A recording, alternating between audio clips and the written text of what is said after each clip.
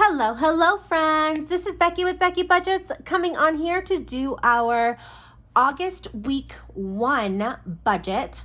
For those of you who are new to this channel, my husband and I are currently on a journey to pay off $69,000 in order to get into our first home within the next 5 years. If that seems like anything you'd like to go ahead and join us on, please go ahead and hit that subscribe button. And if you enjoy the content, hit that little like button. It does help my channel out a lot. For those of you who have been here for a while, I appreciate and love each and every one of you.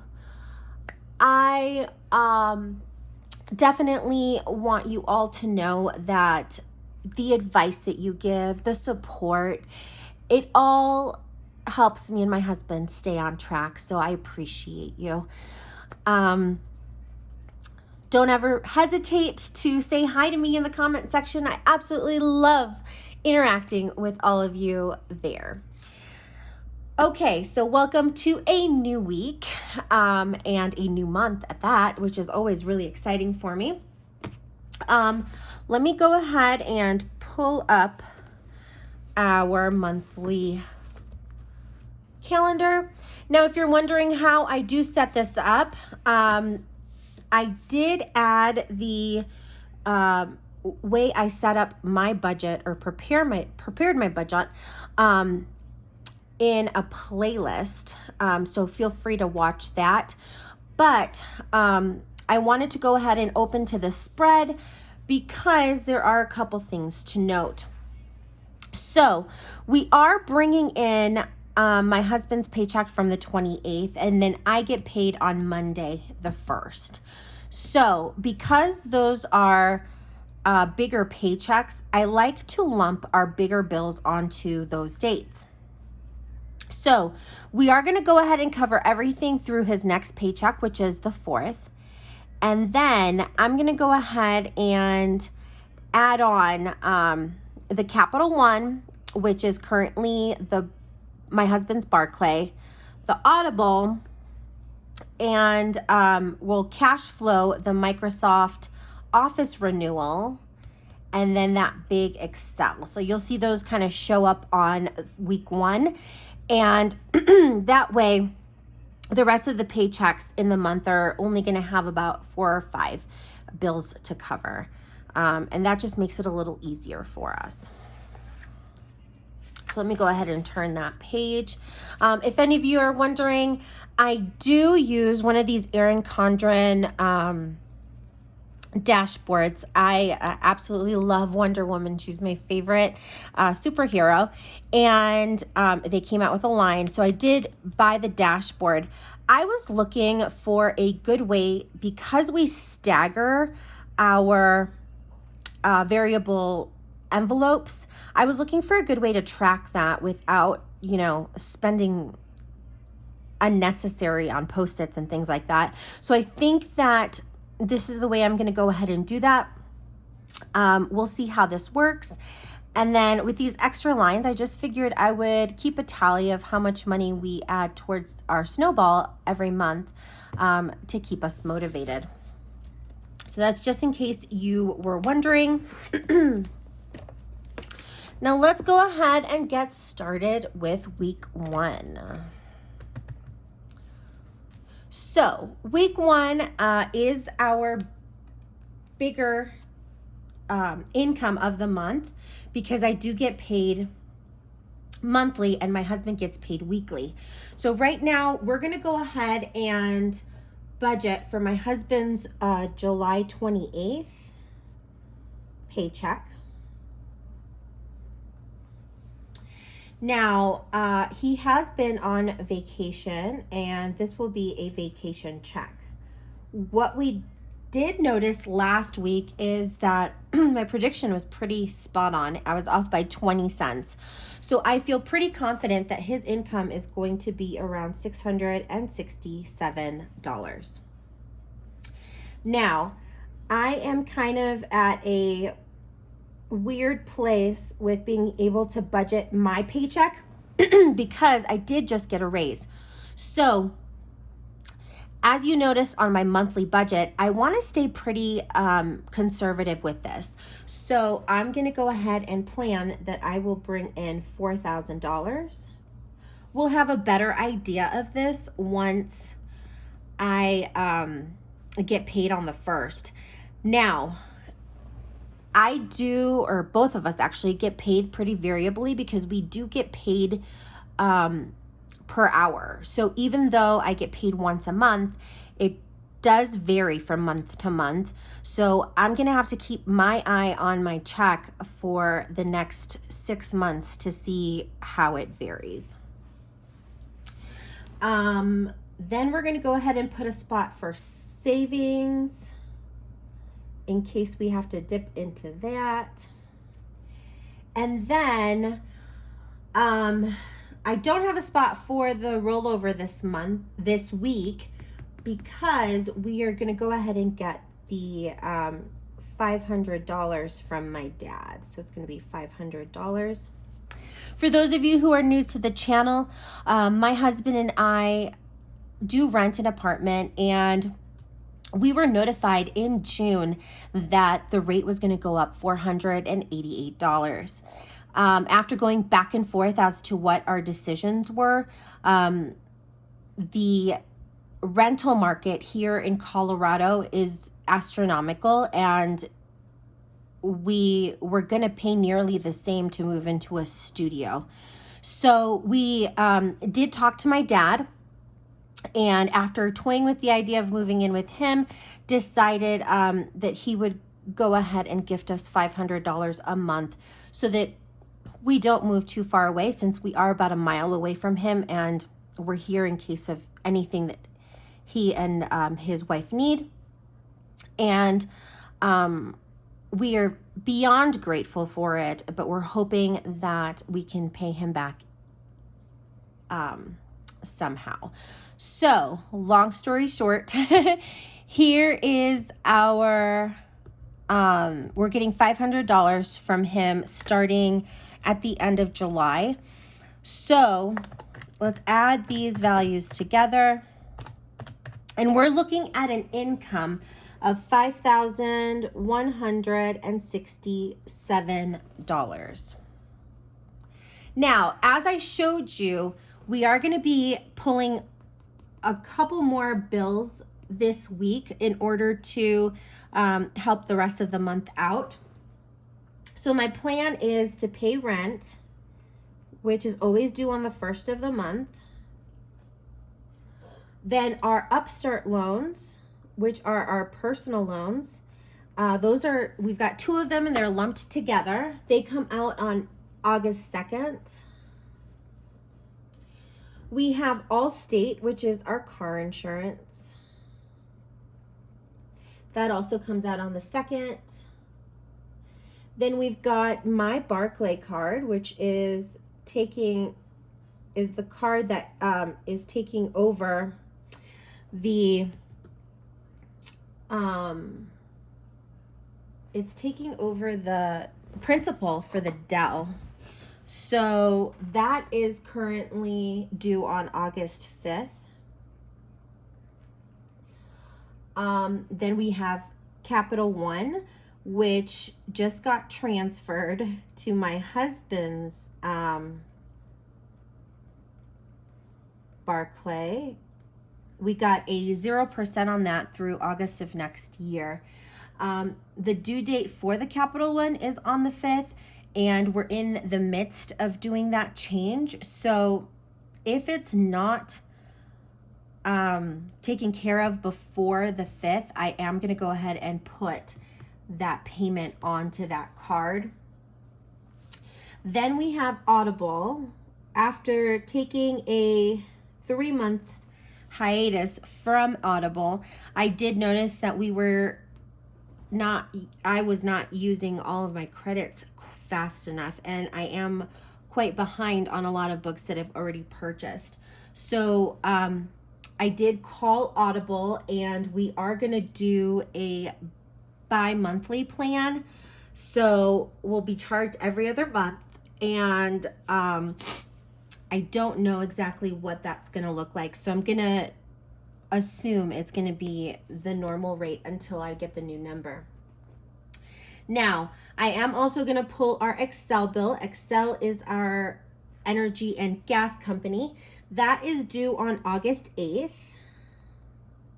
And that tends to be a bigger bill for us, which is why I always lump it with our first check. And then we are going to cash flow our Microsoft Office annual renewal. And that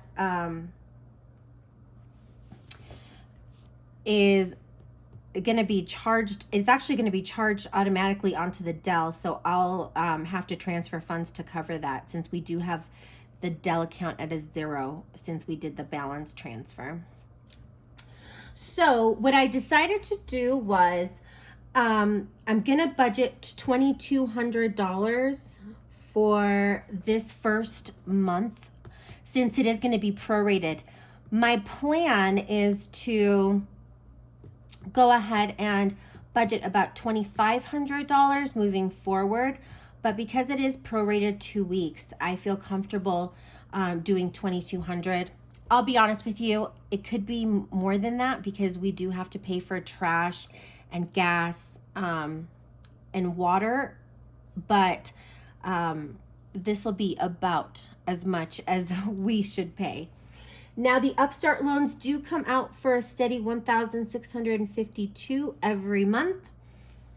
Allstate, which is our car insurance, is at a steady $143. My Barclay card, we're still putting the minimum we were paying on the Dell on this. So although the minimum is $29 on the Barclay, I still put $90 towards that fund, because it is our snowball debt.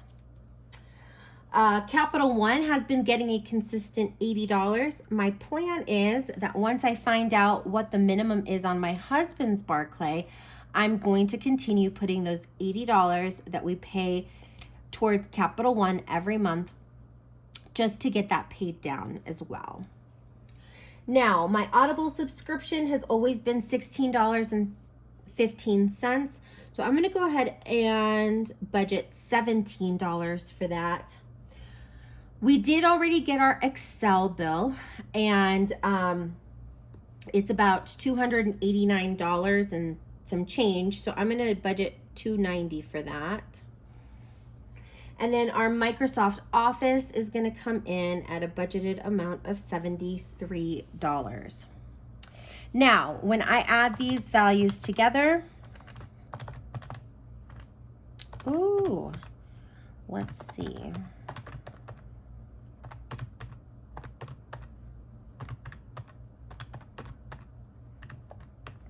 That's going to give us a total of $4,545. Now, when I take that away from our income, we are left with a leftover of $622. Now, when I pull that down, we do fill these variable envelopes staggered throughout the month based on what we have as leftover. That being said, food is our first priority, so I'm going to go ahead and budget to put $200 towards the food. Gas does have quite an overage from this month, so I'm going to go ahead and skip it, week 1. Pets should be fully funded with $70, so we'll go ahead and take care of that.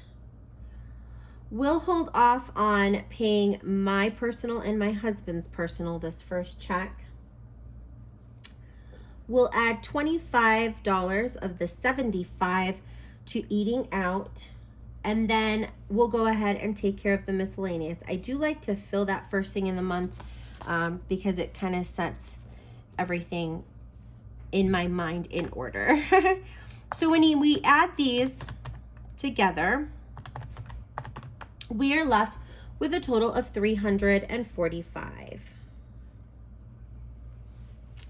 Now, one thing you are going to notice is that since my paycheck doesn't post until the 1st, when we fill the food envelope, odds are I'm going to have to use that $100 buffer that's in there for next week's groceries, and I'm going to repay the buffer when I stuff my envelope after the 1st. So just keep your eyes open, because that's probably what's going to end up happening. My other option would be to just charge it onto a credit card, but as you know, I'm trying to keep away from using those. So my best bet is to just use what we have in our buffer and then just repay it. So when I take our leftover amount from our remaining, which was $622, we're left with $277. Now, when I pull that value over, we do have our sinking funds set to equal $100. It's just easier that way. So medical gets a weekly $25. Vet, household, car maintenance, and gifts get $15 a piece. Vacation gets $5. Car registration and renter's insurance get $3 a piece. And then we take the last 4 and add it to emergency to round that all up to $100. So when we take $100 away from our leftover, we're left with $177. Now I'm going to go ahead and pull that down. Now I do these 2 sections out of order, so don't be surprised. This week, we're going to have to go ahead and budget for my 52-week challenge, because I do contribute to that once a month, and this one goes towards Christmas. Then we budget for my husband's 52-week challenge, which I denote as 52-week number 2, because he pays into that weekly. And let's see, we've got our 20-pound challenge.